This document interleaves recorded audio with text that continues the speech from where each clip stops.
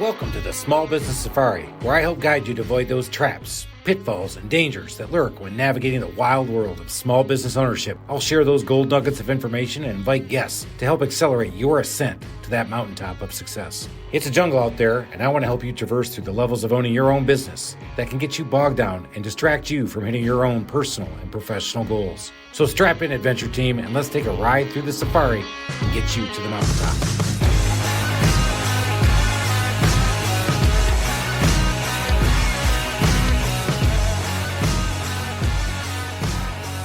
Live. I mean, We're lazy. We just got started. We just brought a guest in studio. And Alan, we already been told, I'm just doing this because I'm trying to get a podcast started. We like it raw. Right.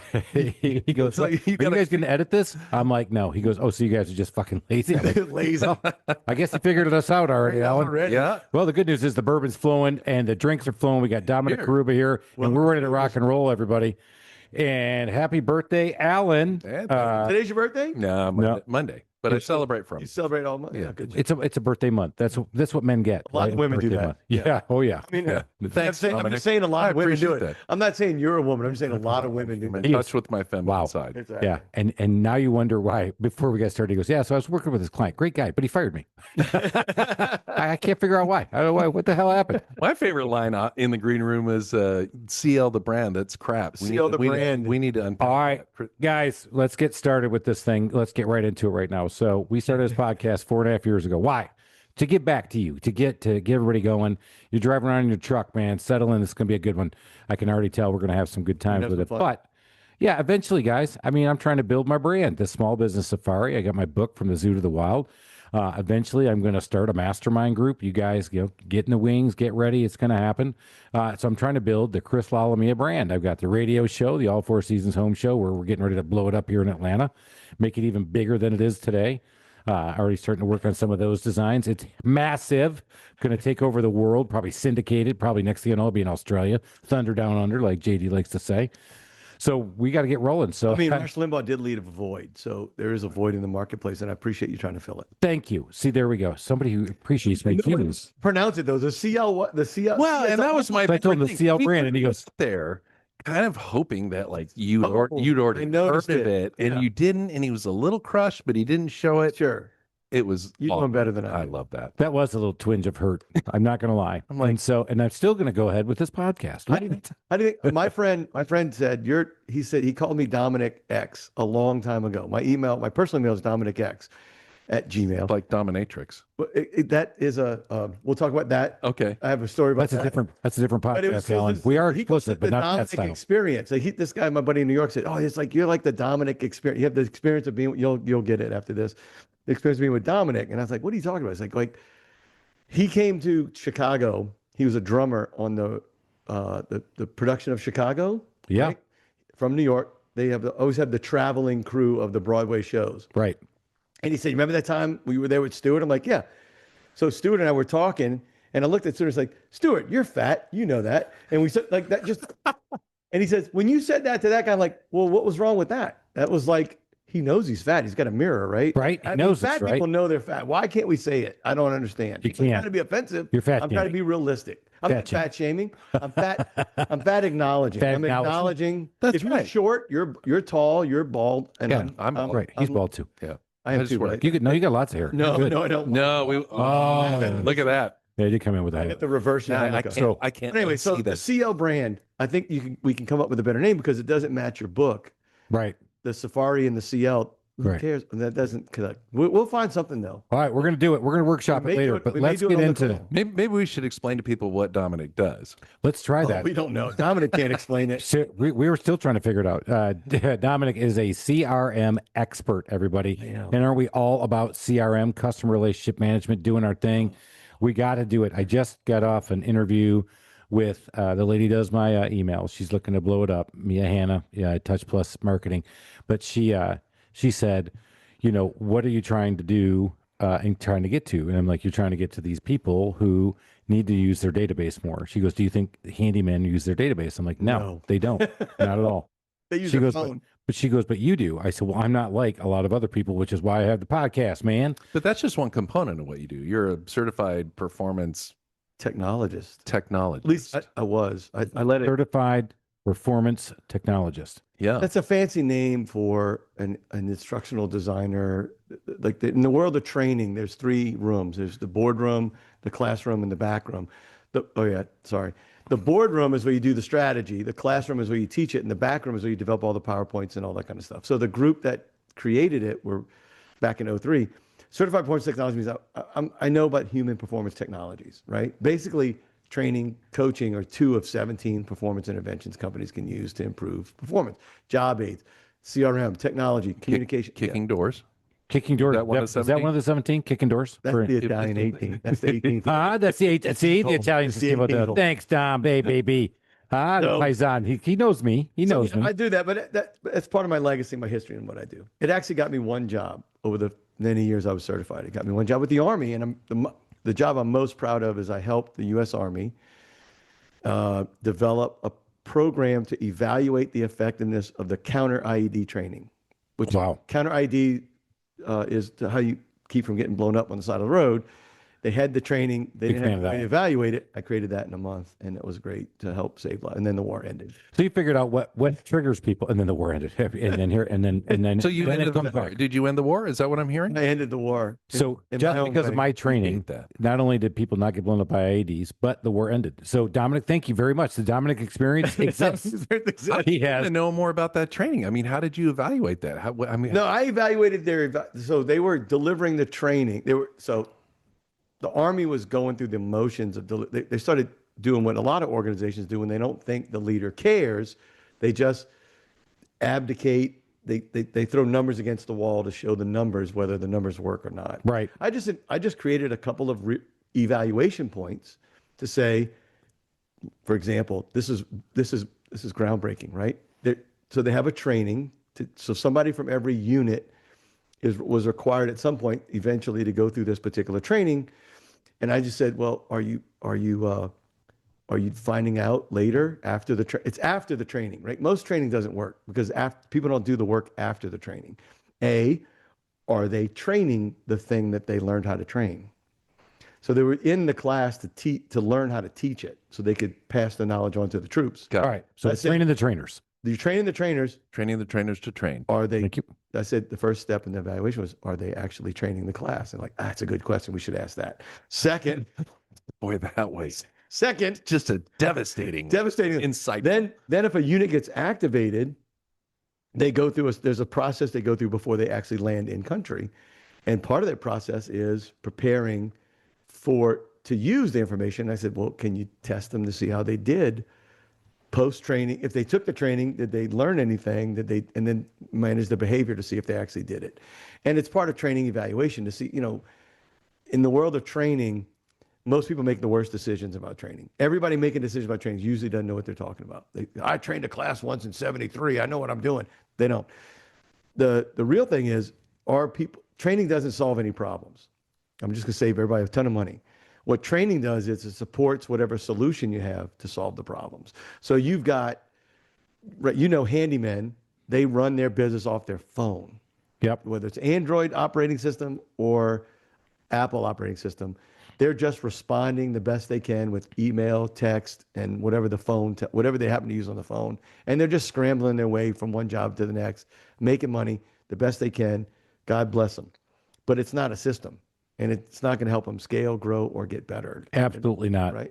And you're right. The training with no process or system doesn't work. Doesn't So work. The training is not your solution. The training reinforces the solution you've got. Exactly. I was a leadership cool. trainer.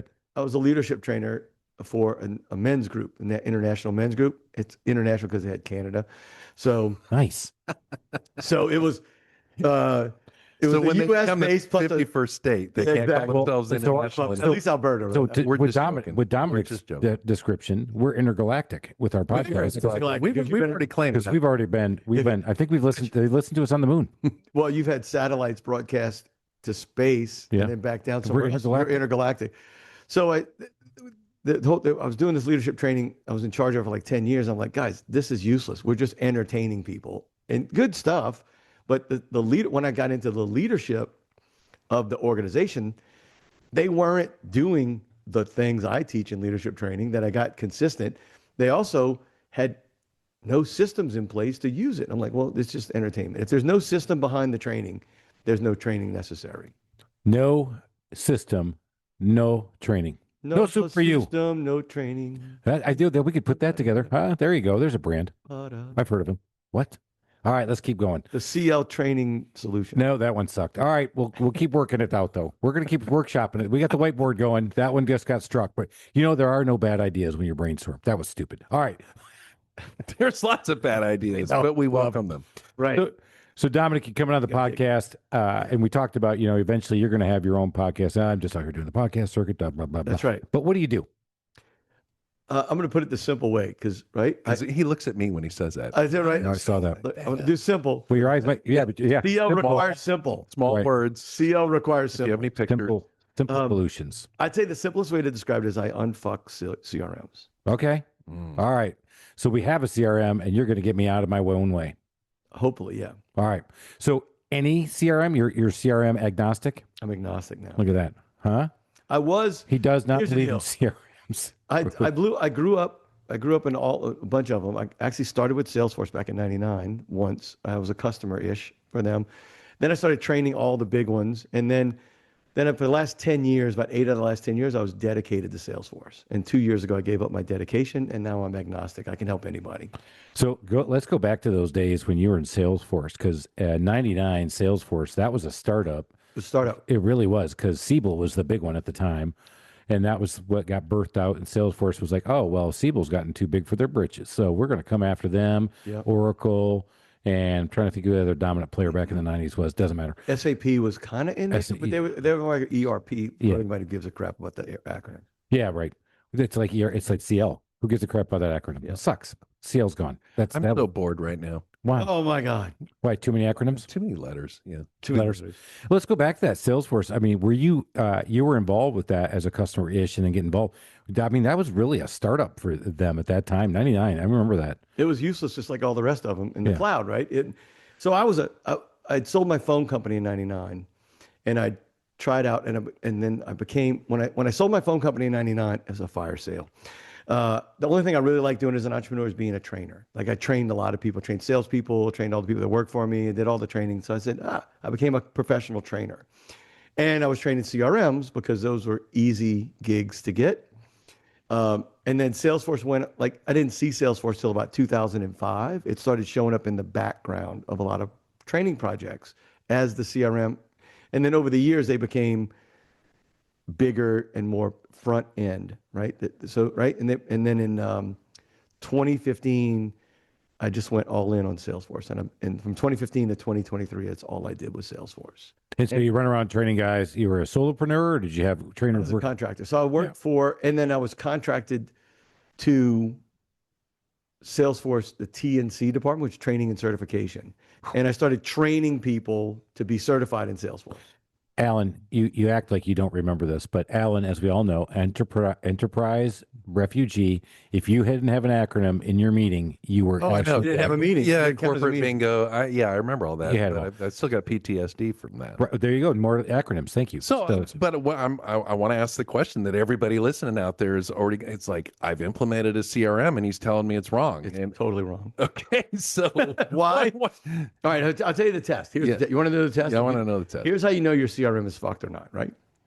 Send out an email, individual to everybody in your company, and ask one question. And if everybody comes back with the same exact answer, you might not be fucked. All right. And the question is, what is a lead? He sat back. He said he did. You know what? He just did mic drop. He just mic dropped. Just right on the table. Like, All kind of definitions. what because is a lead? What is a lead, Oh my God, that's the title of this podcast, Cindy. What is a lead? right? The Dominic Experience. Because here's the thing: what is a lead? Is it? I define a lead very simply. It's a business card, right? And then when I was starting out in my sales career, my two older brothers convinced me at 21 it would be a good idea to sell financial planning to older people. So imagine a 21-year-old sitting across the table from you, telling you how to plan your future. Oh, I can't wait to hear how smart you were going to tell me you were. Well, I wasn't smart. Because now I'm did it. They quit and I did it. I wasn't smart, but I did become a vice president in 2 years, which only happened at that time in '89.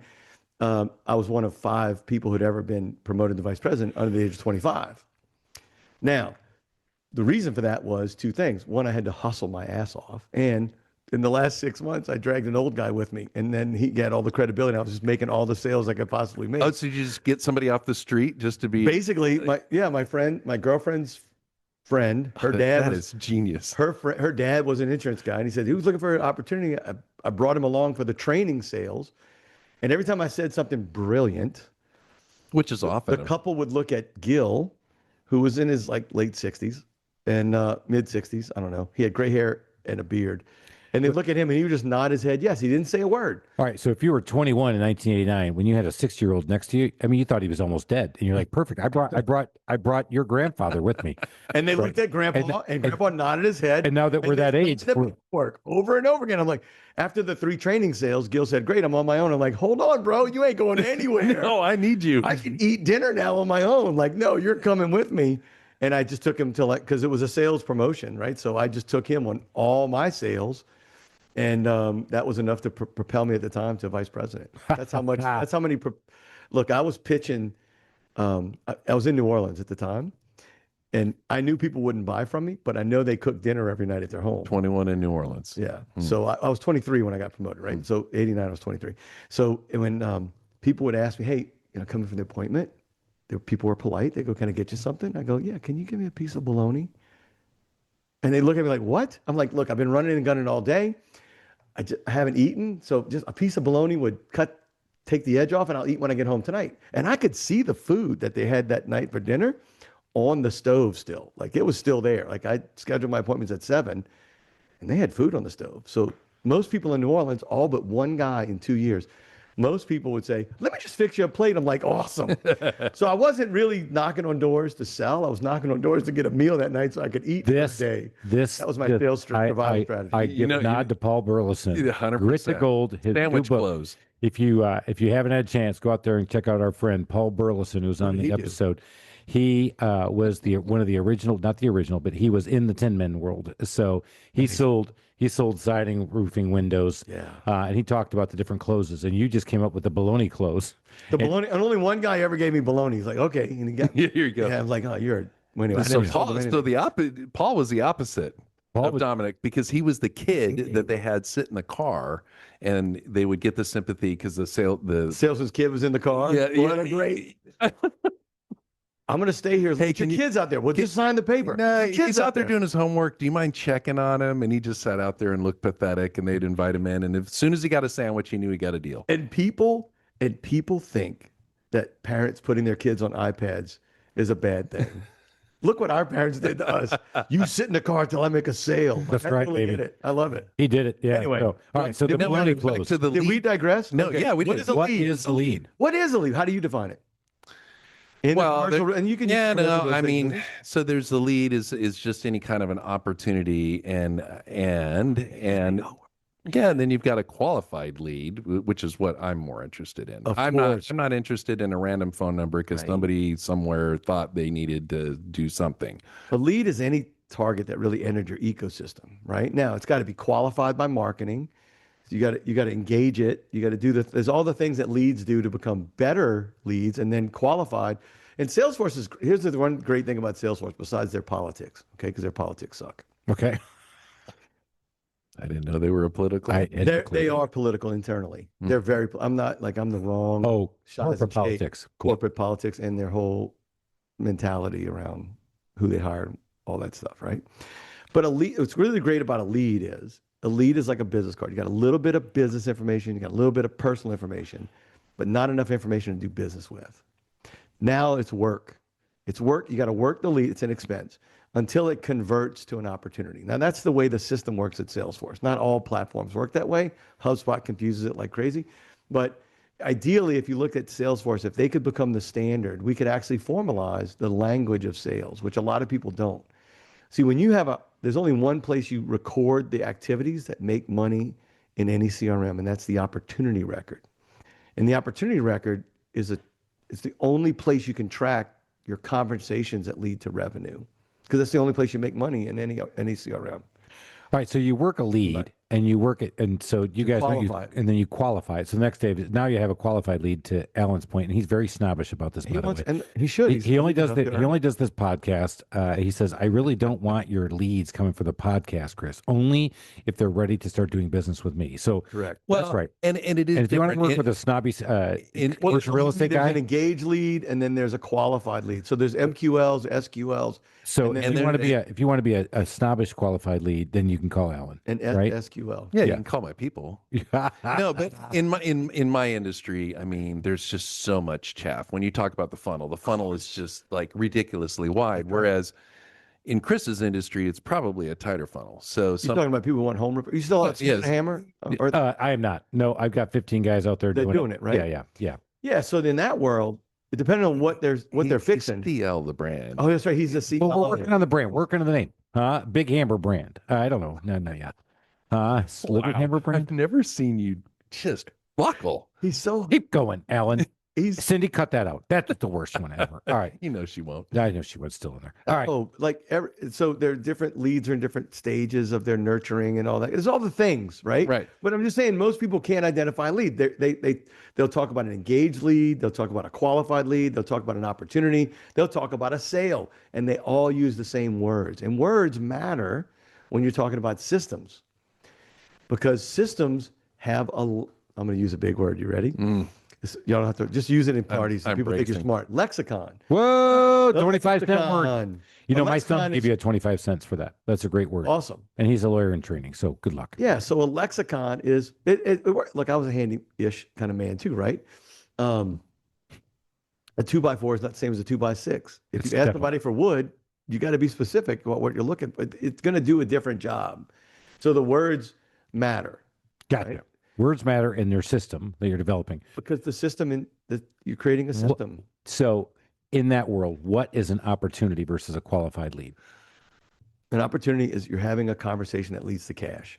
So that means I'm in the house trying to give you an estimate. That's an opportunity. That means I'm coming to your house. I'm going to talk to you I mean, about remodeling your bathroom. Well, it could That's an opportunity. it could be so the opportunity is so let me put it this way.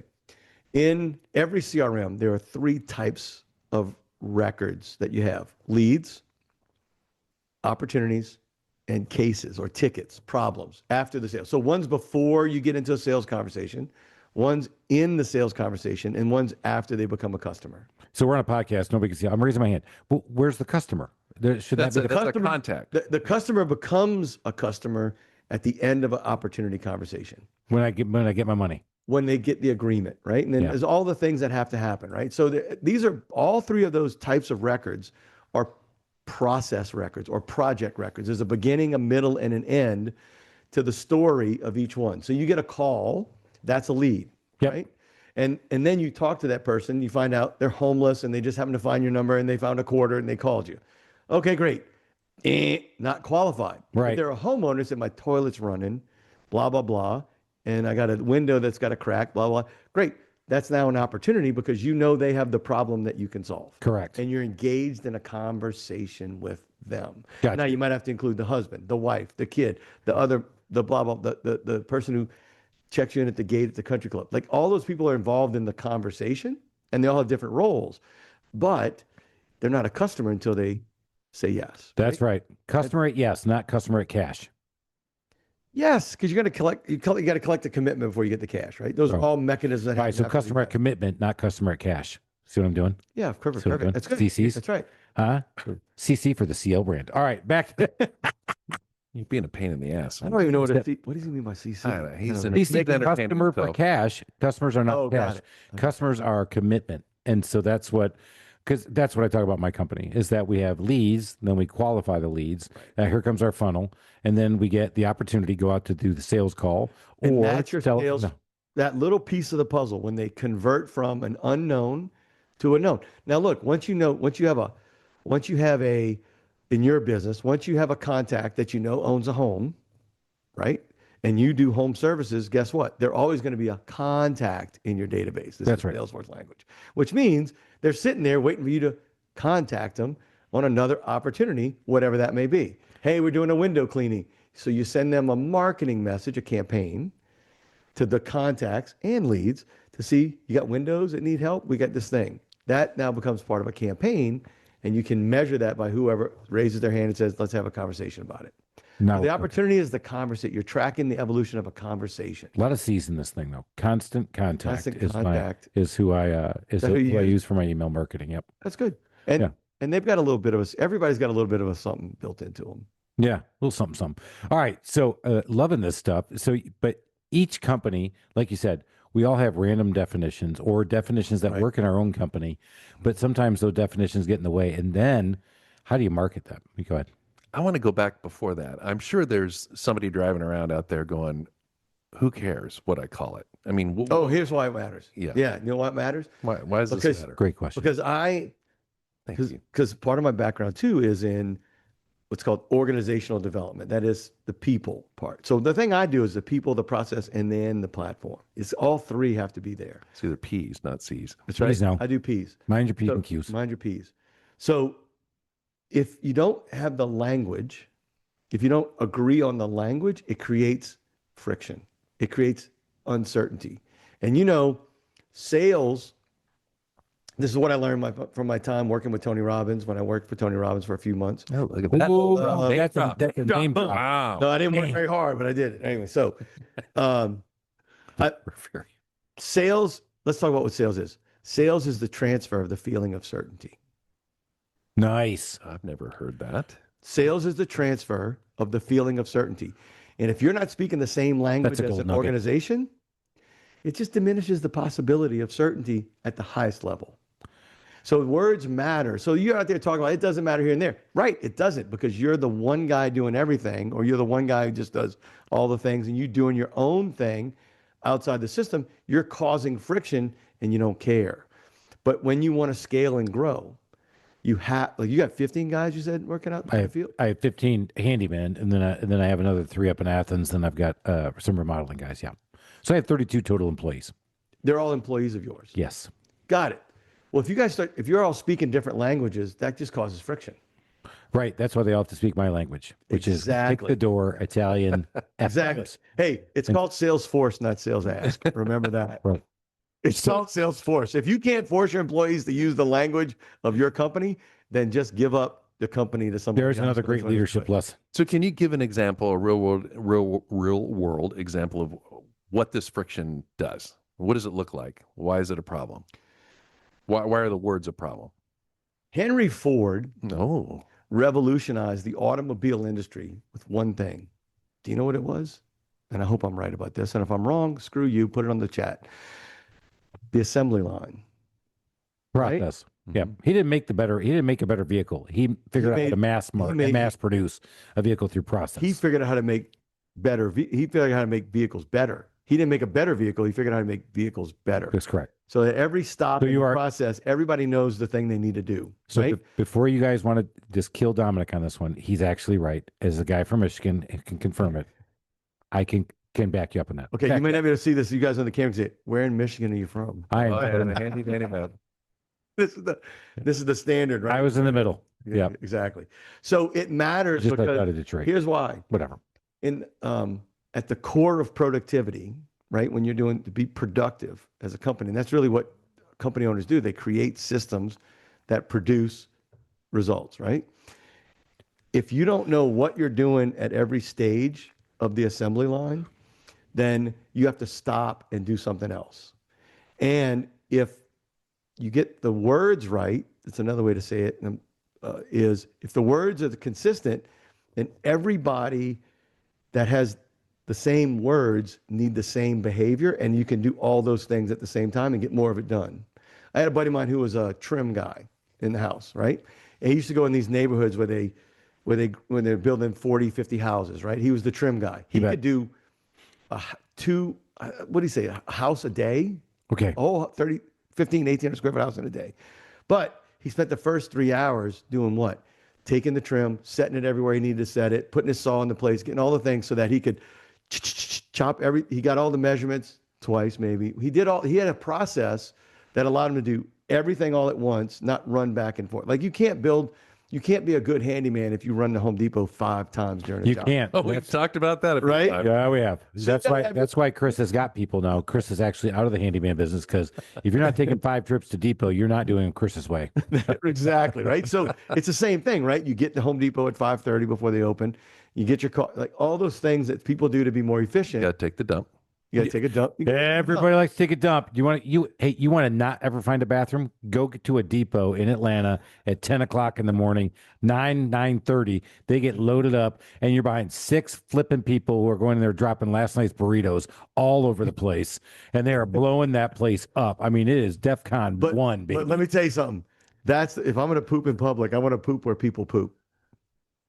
I guess that makes I do sense. not want to poop where frat boys go, I'm nobody's pooping here, and they pee all over everything, and they do like it's a mess. But when dudes know, like, hey man, All right, not for nothing, I will say that every Home Depot bathroom, you never had a toilet seat that was sprayed up.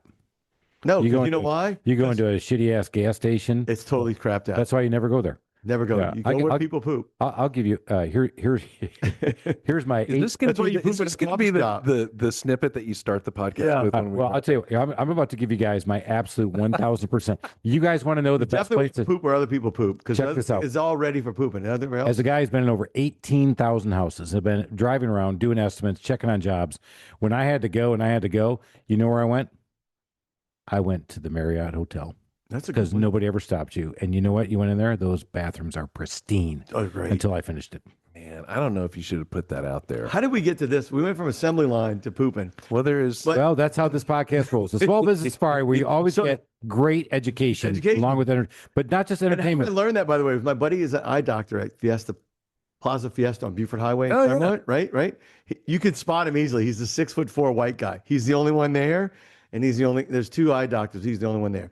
But in those bathrooms, because of that culture, those people don't mind pooping in public. As the culture of Plaza Fiesta, not any race or ethnicity, but dudes that go there leave it clean enough to use it because they know they might need to use it next. So there's a sort of a cultural thing, right? Right? And that's good. So back to why words matter, because that creates alignment and it just makes things easier. It makes your data cleaner. It makes your systems easier. And you know how I think about sales process. Have you ever done an escape room? Yeah. Have you No. ever done it with strangers, by the way? No. You did it with your kid and your cousin. No, I mean, like there's like You did it with 8, your 10 kid. people. Sometimes you don't have enough people to fill up the Right. rooms. You get No, you're strangers right. in there. And they all start working independently. That's part of it. But the idea of an escape room and how I relate escape rooms to sales, because you got to get this to salespeople, right? Every stage is like an escape room. You got to collect the clues to get the key to go to the next stage, Mm-hmm. right?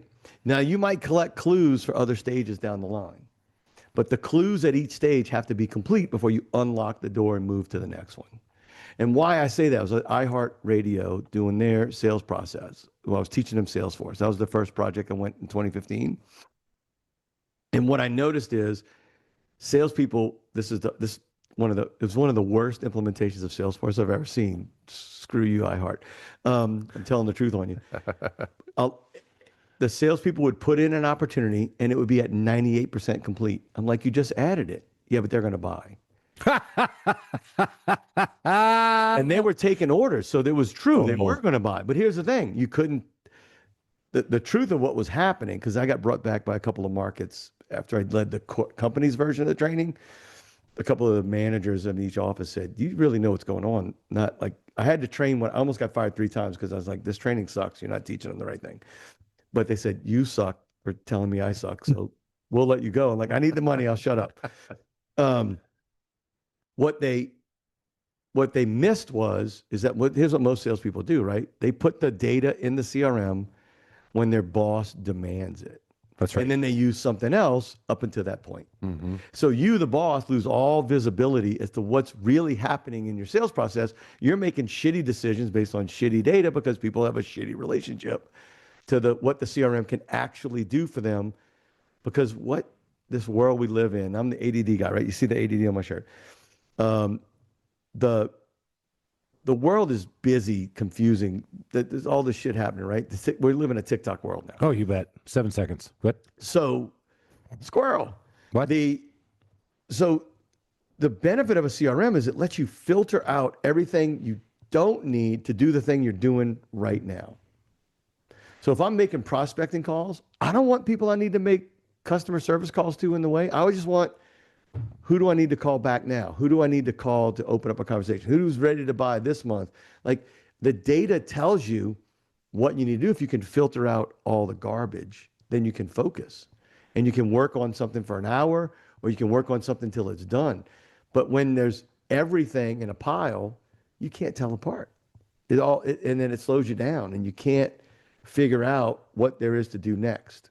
So you just So got to part of the stop it. training, so people are using, the employees are using the CRM because they're told to do so, 100%. but they're not taught why it benefits them. And they don't. That's the one thing that made me different. That's how I kind of led myself here. Is that when I've always had a passion for the salesperson, because I was one, and I had salespeople that worked for me.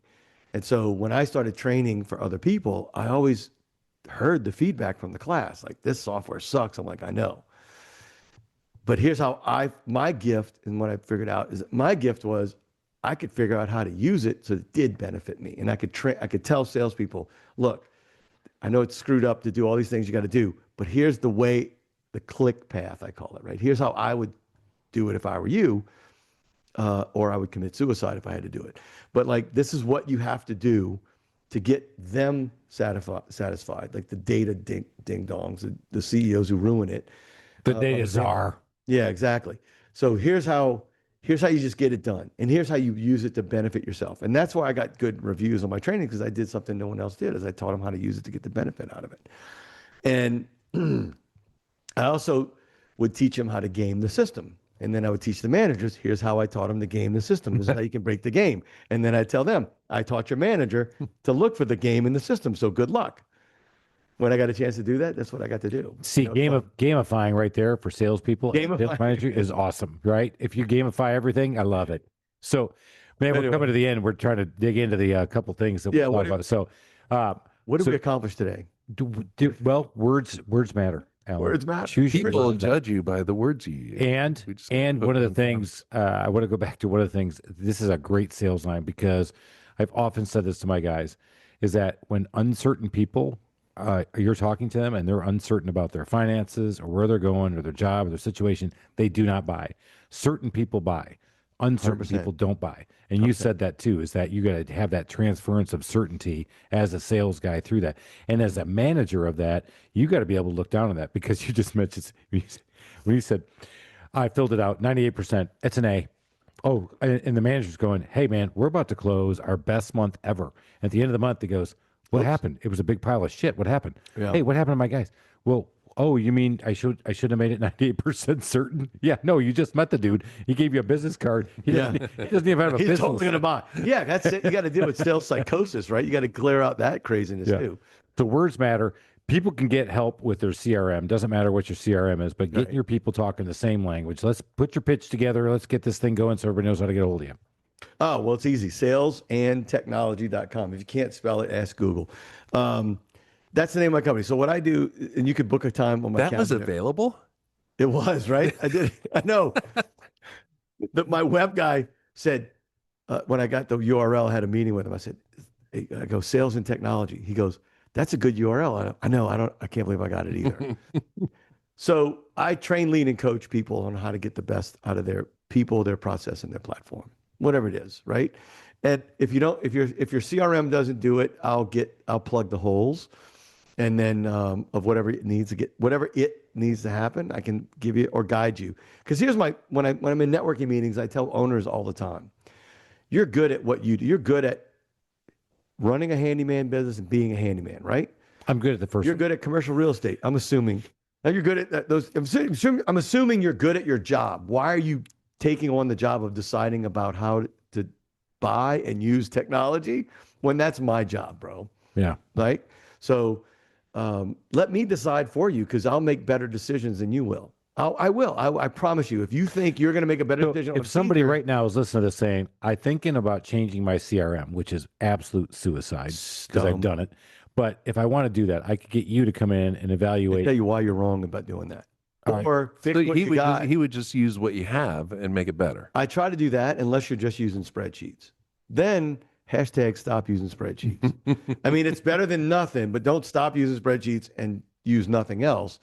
But the evolution of your business should go beyond spreadsheets because that's the evolution of you as the leader. And it's hard, especially for men. You know, you read the book, The E-Myth, right? Oh, yeah. Absolutely. All right. Greber's been talking about this stuff.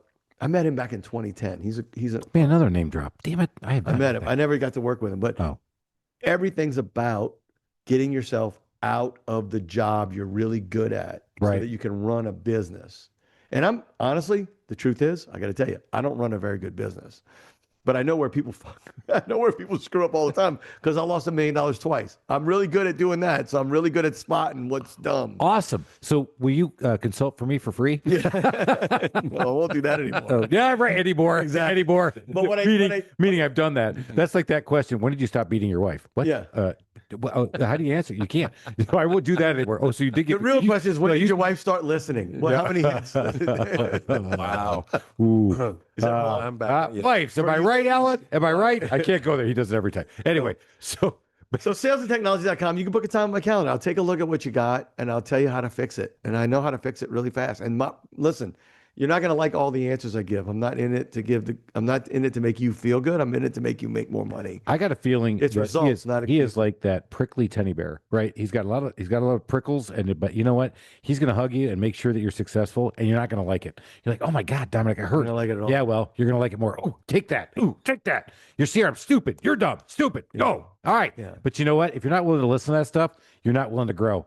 We've got to grow, man, every time we're running a business, but we got to finish with our final 4 questions. Dominic, I said, hey, Dominic, did you read this stuff? He goes, no. He, All right, he so let's didn't do even get to the no. There was just the pause that we knew it the was pause, no. that pregnant pause that says, I might have seen it, but like I tell my buddy, do I remember it? I mean, I might have read it. Read it is not the question. So Do you remember it? Do you he did understand say it? he was handyman-ish. So all right, handyman. is going to be good. Yeah, here we go. All right, number 1, give us a book that you'd recommend to the small business team called The Adventure Team Small Business Safari. What book would you recommend to us? I mean, I started with the E-Myth, right? You did. Give us another one. The only other one I would recommend next would be The Ultimate Sales Machine by Chet Holmes. Oh, that's a good one. Have you read it? No, but I've read the E-Myth a lot, so we've had that recommended. It's not far off from the E-Myth. There's just 12 systems that you need to develop and practice over time. Now, here's the thing. Chet Holmes is dead. His daughter took over. She's now going back to an ashram, and a guy named Ted Miller III is the heir apparent for that market, to do the things that he's done. Nice. All right. Second question. You ready? What's the favorite feature of your own home? We have a mid-century modern house that we bought in Smoke Rise. It's got a flat roof, which leaked during COVID for about 9 months. We finally got it fixed. But we have what's called Georgia marble in the living room. And that's the best feature because you take your shoes off and walk in my living room on the part that's not covered by the $20,000 freaking Oriental rug that we got for $1,000. So estatesale.net, go for it. The Georgia marble is amazing. Does it feel soft? It does. It feels warm in the winter, cool in the summer. Right. Really? It's weird Georgia marble. You know what it's like? It's like a pinkish. I know. You know what you're talking about, right? I do. I know exactly. They don't make it anymore, but if you find any, please let me know, and I'm going to grab it because I love that stuff. All right. I like that. There you go. Georgia marble. All right. Here we go. I need to prep those 4 questions. Come on. He goes, I can wing it, baby. I'm a sales guy, huh? I'm the wing. I got it. I'm the king of Hey, was I selling old people on how to fix their retirement at 21? That's what I was doing. Hey, Exactly. All right. One of the things we haven't talked about, but we have, and we've talked about customer service a little bit, but now we're talking about this. If you're the customer and you're out there and you're looking for good customer service, what's a customer service pet peeve of yours? Because Alan is seriously a customer service Freak. Here's what crazy about. I got. It's this one. I have a farm. I had to actually buy a farm to hold all my pet peeves because the homeowner association I live in now says too many pets in my peeve category. Right. I got a lot of them. Here is the thing that pisses me off every time. In customer service, stop asking me questions you should know the answer to.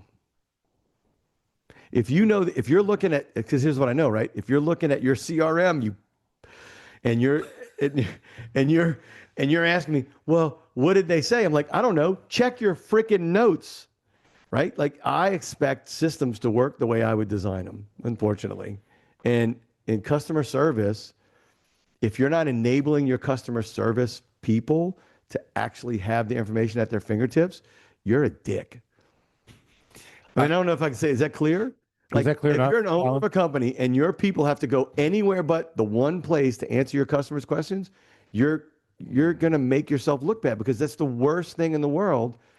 I'll tell you, It's the you know what comes to my mind is when you go buy a car and you walk in, you see the salesperson, you tell them exactly what you're looking for, and then they still walk you through the funnel of pain. And it's all the questions that I just gave you the answers to. yeah, I wanted, drives me I wanted this VIN number. See this VIN number? that one, yeah. No. You want to look at these other two? Nope. Just this VIN number. All right. We're gonna, as a business owner, in fact, I do not deal with an auto dealer anymore because I buy at least one or two, sometimes three vehicles a year, and A lot more than everybody else does. right. And these guys, they try to make me sit in that room for 3 hours. I'm like, nope. Now I do everything over the phone. I'm like, Daryl, I want this one. I want this one, this one. I got my boy, Daryl Porter. He goes, gotcha, Chris, done. I'll just drop the docs off. Can you just sign them? Can I get you? And we're going to bring the truck up to you. I'm like, yep, done. Good. Yep. Go. Yeah, treat your auto deal like a drive-through, right? Now, I got a tip since you brought up auto buying. Right. What's the best day in the year to buy? There's one day in the year. Super Bowl. Nope. That's second best. I would What's say the end of best the year. day? Nope. Damn. July 3. Damn it. I don't know. Halloween. The day before October 31st is the best day to buy a car. Oh, they got to You get know back why? to their kids. Well, here's the reason, right? Yeah. They just came off a new model month in September. What's the onus? What's the sales pressure that every salesperson the old- feels? Every month you got to close, and they want you to close more than the last month. October's the worst month to close more than last month because all the idiots who buy brand new cars when they first come out buy them in when? September. Nice. There's a gold nugget. If you stayed to the end of this one, You're you just smart. got it. All right. We got to get you the last one, Handymanish. I tell you, You ready? my buddy bought a car so cheap that the sales manager called him every day for 2 weeks to try to buy it back for more and more money until he got fired. The sales manager got fired for selling him so cheap on Halloween day. Wow. Nice. Because parents are with their kids, Yep. and single people are dressing up like whores and vampires in order to do whatever they're doing. So they're not. It's a ghost town. Make your best deal. Nice. All right, Handymanish. I thought. Give us a DIY nightmare story where you did it and you almost lost a finger, a life, an eyebrow, an eye. Credibility. All right, Maybe a now, tooth. all right. So I have so many to pick from. So it's a So do I, my friend. So do I.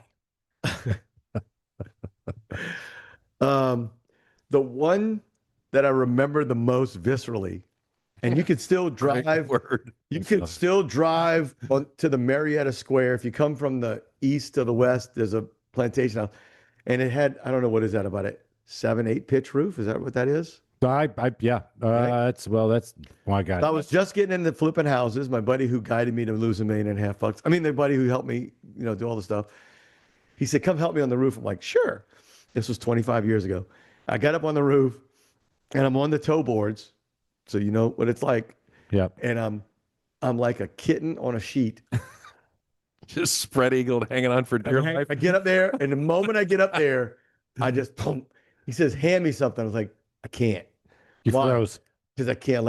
Screw you, dude. Like, it is like, so I learned I'm not good on a roof at all. So I have that one too. I have them all. I mean, if people would be as authentic as Dominic when they come on this podcast, we would have a lot more stories from Chris. So my wife and I buy our first house, go in together, and I had to go up on the roof to run a bath fan out, right? And it's a really shallow pitch roof. But the ladder moved when I got back down there, and I freaked.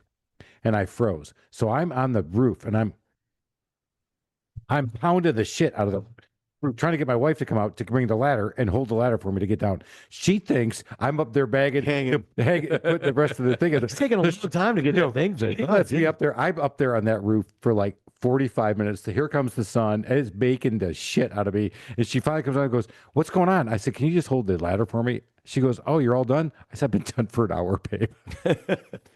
Hey, by the way, I could have literally jumped down and would in have. South Louisiana, I learned I wanted to go to college. Why? Because it was summertime. Before I went to boot camp, I went late in summer. I worked a roofing job for 2 days in New Orleans No. in the summer. And I was Hago, right? Hago, get this, Hago, get that. I'm like, and I'm just up and down. And like, it was so hot. I said, I got to go to college. You bet. This sucks. I got to get an education, man. I do not We all want to do need this that for a one to living. keep us driving. Alan, we've had another great episode. Dominic Carubba, go check him out. Salesandtechnology.com. We're going to keep going up that mountain. You're going to keep making it happen. Don't go out there. Just, maybe tell your friend something. Dominic's going to actually start following us. He's going to check us all out. I've already told him, hey, ADD boy, before you leave, you're going to have to do all this stuff. So let's get out of here. Make it happen. We got to roll. Let's get out of here. Cheers, everybody. Cheers, Al. That was awesome.